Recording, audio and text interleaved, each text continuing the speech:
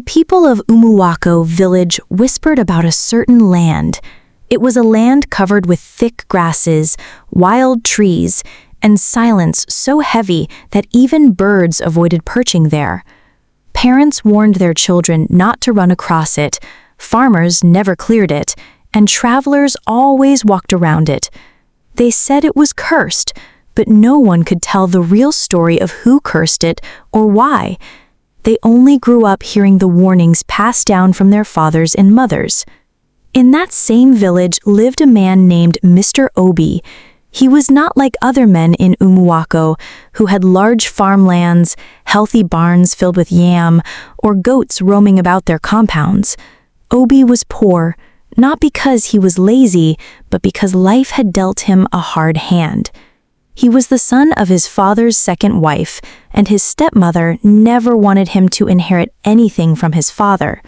When his father died, his elder brothers took the farmlands, the houses, and everything their father left behind. Obi was pushed aside with nothing. He grew up with bitterness in his heart, but he refused to allow hatred to rule him. Instead, he worked hard. He went from one farm to another, helping people weed, till, and harvest. They paid him little, sometimes in coins, sometimes in food. At times, someone who had a piece of land too big to cultivate alone would lend him a portion. He would plant, weed, water, and care for it. But when harvest came, he had to share everything with the landowner. After all the work, he was often left with very little. Obi had a wife, a gentle woman named Ada, who stood by him. Together they had 3 children. Uzor, the first son, who was 9 years old, Ike, the second boy, who was 7, and Ugo, the youngest, who was just 5. The children wore patched clothes, and many times they went to bed hungry, but Ada taught them to be thankful for life. She always said, "As long as there is breath, there is hope." But Obi was restless. He could not watch his children suffer forever. Every day he saw other children running around with full stomachs, wearing new sandals, carrying school bags. He longed to give the same to his children. His heart ached whenever his sons asked him why they did not have land of their own like others. One evening, after returning from a day of hard labor on another man's farm, Obi sat outside his small mud house, staring at the red evening sky. His children played nearby, their laughter thin and weak from hunger. He clenched his fists and muttered, "I cannot continue like this. I need a land of my own." But which land could he use? All the lands in the village already belonged to families. The only land left untouched was the cursed land. Everyone warned him about it. They said whoever farmed there would lose his children once they turned 10 years old. But Obi, in his desperation, thought to himself, what if it is only a tale? What if it is a lie told to scare people? If I can farm on that land, maybe I will finally feed my family. The next morning, he shared his thoughts with Ada. She trembled and said, "Obi, no! Have you not heard what happened to those who tried before? Even if you do not see the curse now, when our children grow, it will show." But Obi shook his head. "Ada, we are already dying slowly. Hunger is killing us little by little. If I do nothing, we will perish. If the land brings food, at least we will live today. Tomorrow will take care of itself." So against the warnings of neighbors, Obi took his hoe and cutlass and went to the cursed land. People saw him from a distance and gasped. An old man shouted, "Obi, do not step there. You will bring death to your house." But Obi did not listen. Sweat poured down his back as he cleared the thick grasses. Day after day, he worked there, planting yams, cassava, and maize. The rains came and the crops grew healthy and green. When harvest came, Obi's barns were fuller than ever before. For the first time, Ada cooked large pots of yam pottage with plenty of palm oil and vegetables. The children ate to their fill, laughing and licking their fingers. People marveled, whispering, "Maybe the curse is a lie after all."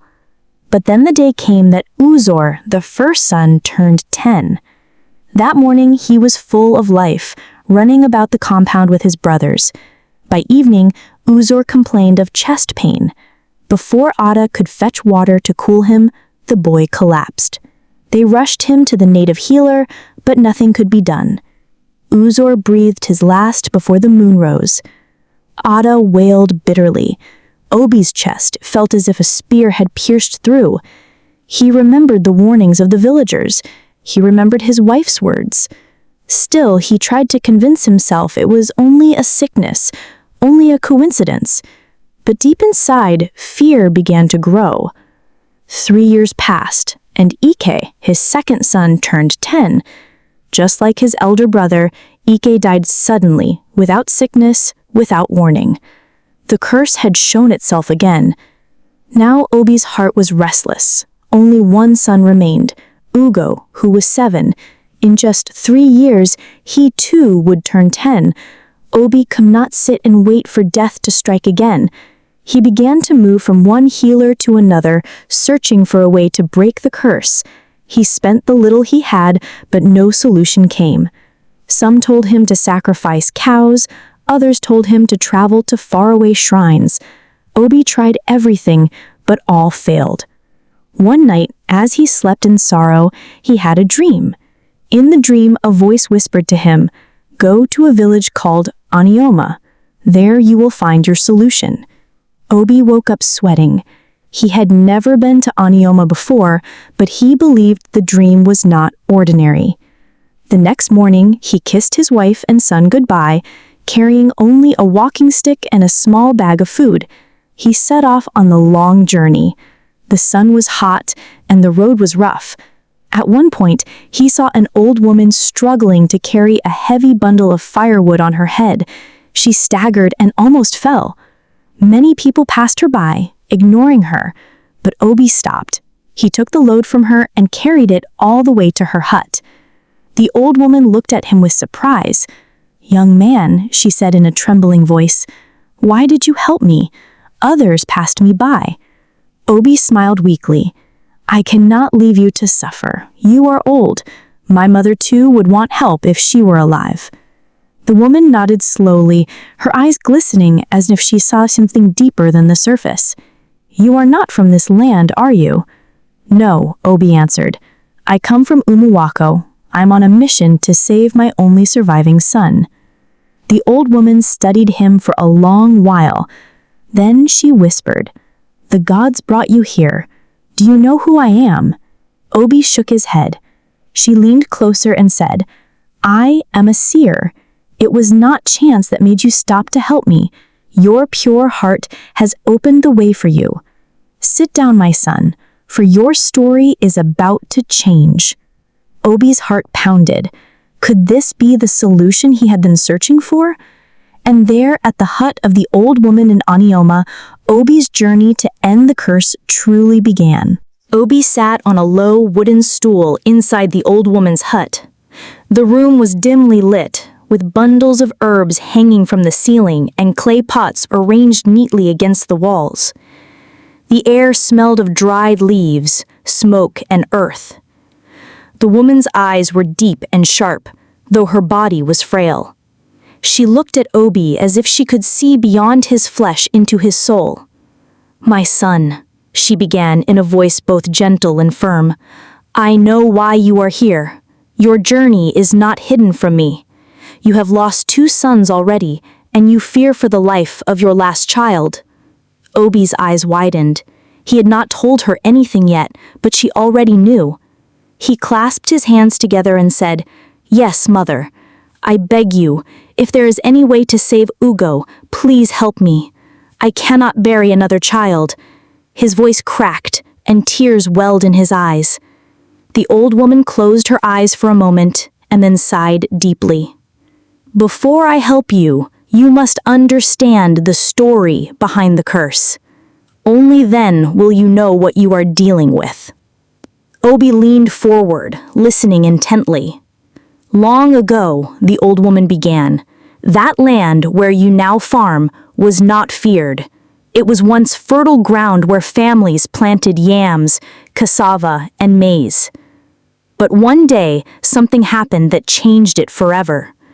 There was a boy in your village, a poor orphan.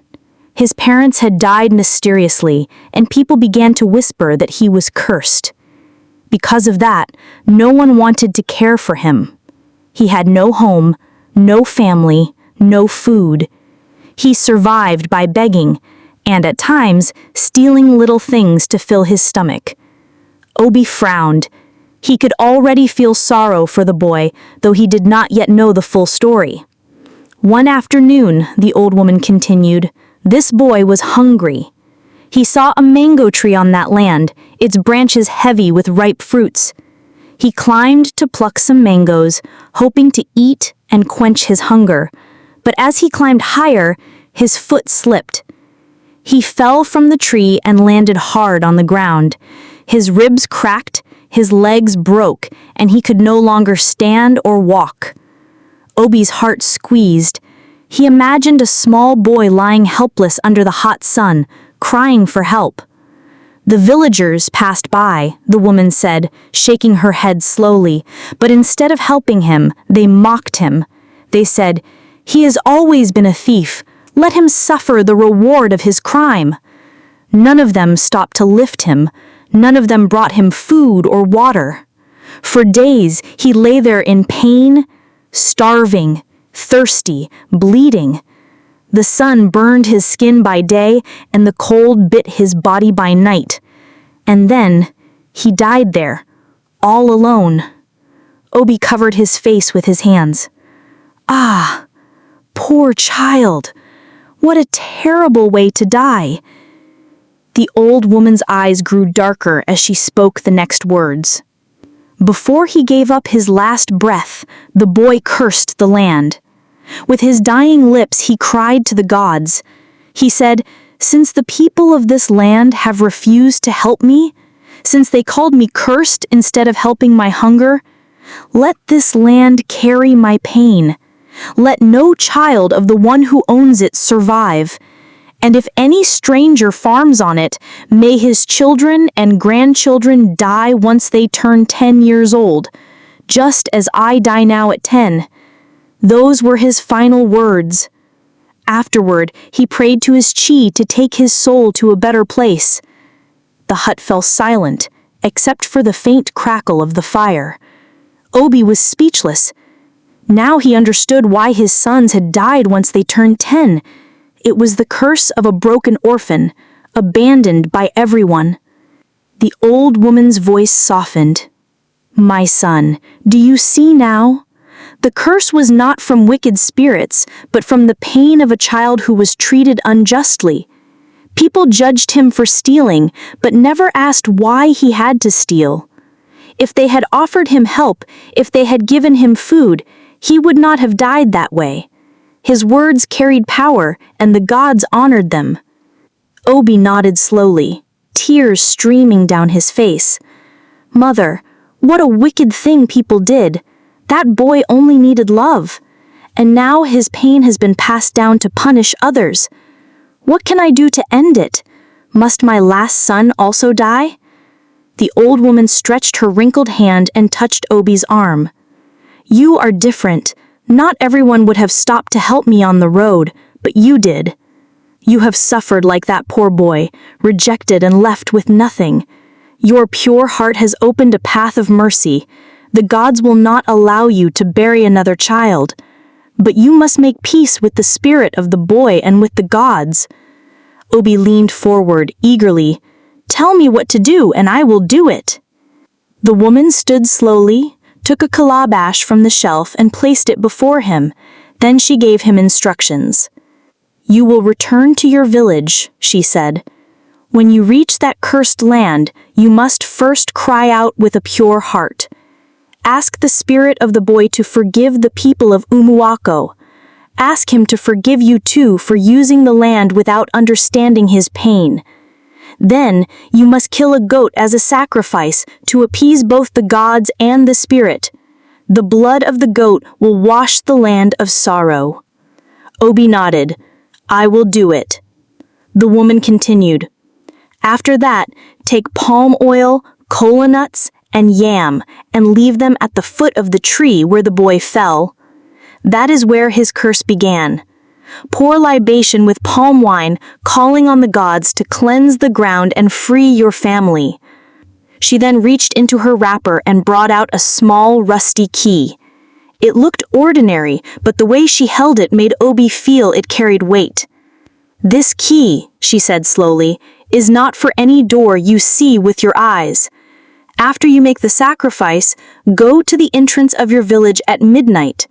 Lift the key into the air as if you are opening an invisible door. By doing this, you are unlocking the curse and releasing your family. But remember, as you do this, you must have strong faith. The gods will act only when your heart believes. Obi held the key carefully, his hands trembling. I understand, Mother. I will do exactly as you say. The old woman closed her eyes for a moment and whispered a prayer over him. Then she said, Your suffering is near an end. But remember this lesson.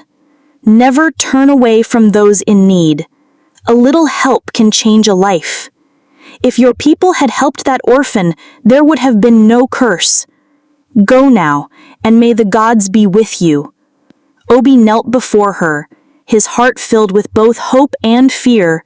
He knew the journey ahead would not be easy, but for the first time in many years, he felt a light in his darkness. He bowed deeply, thanked the woman, and set off back to Umuako with the key tucked safely into his bag. The road was long, but Obi's steps were quick. His mind kept returning to the story of the orphan boy.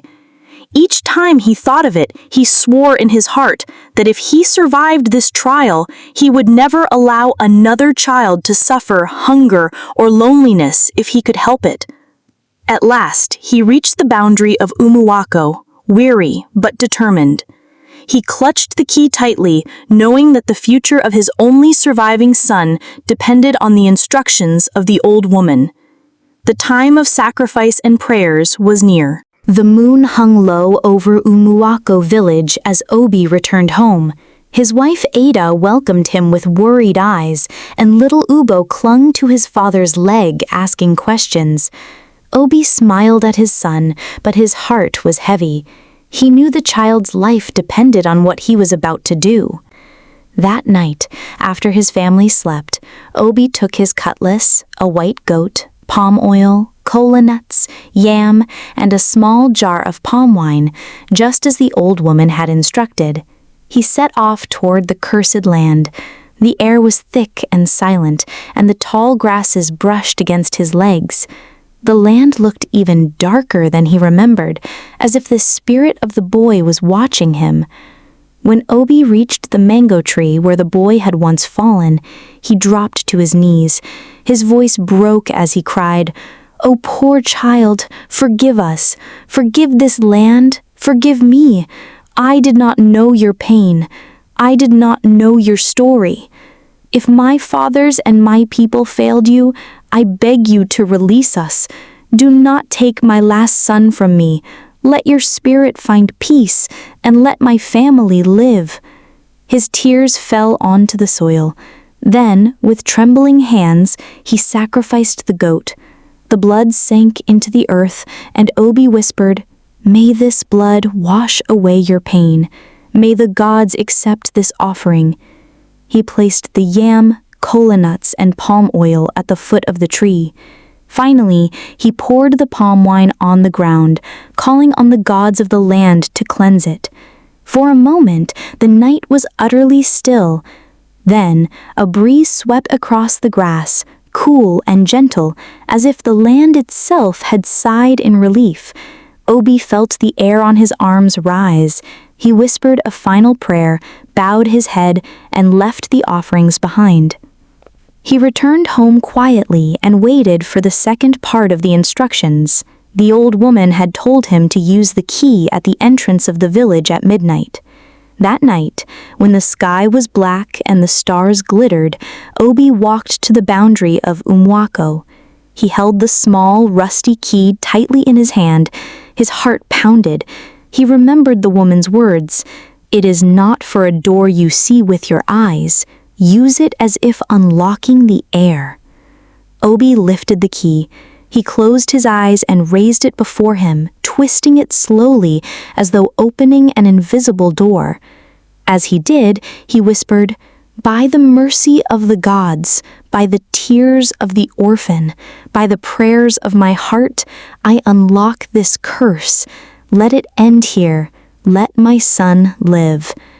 At that moment, a strong wind swept through the entrance of the village. The trees swayed violently, and the dust rose from the road.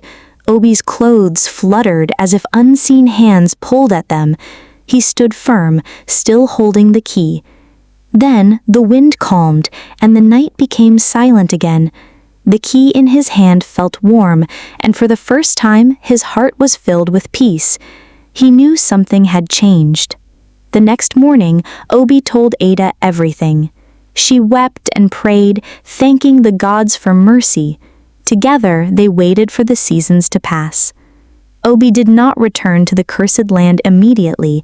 He left it to rest, just as the old woman had advised. A whole farming season went by, and no harm came to his family.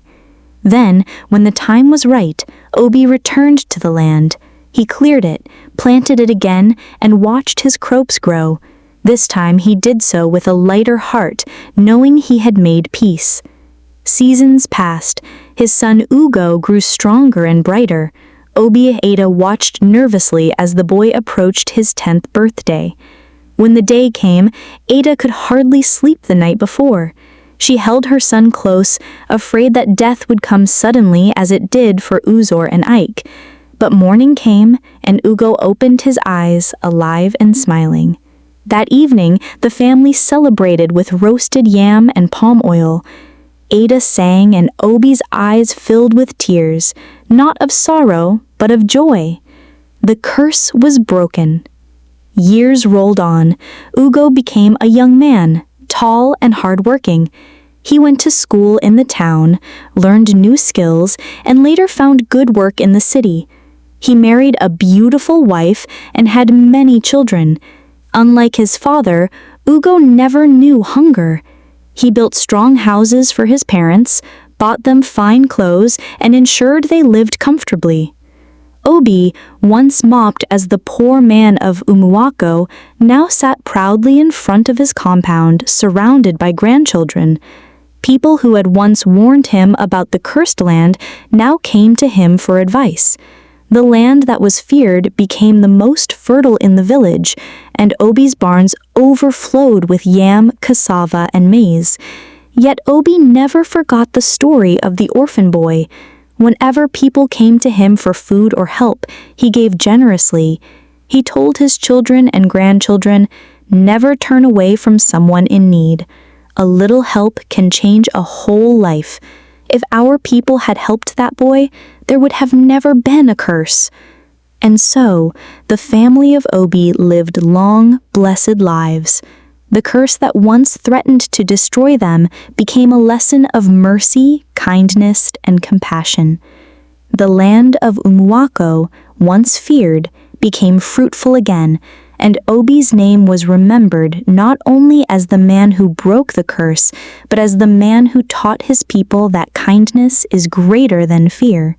Moral of the story: a little help can change a lot of things.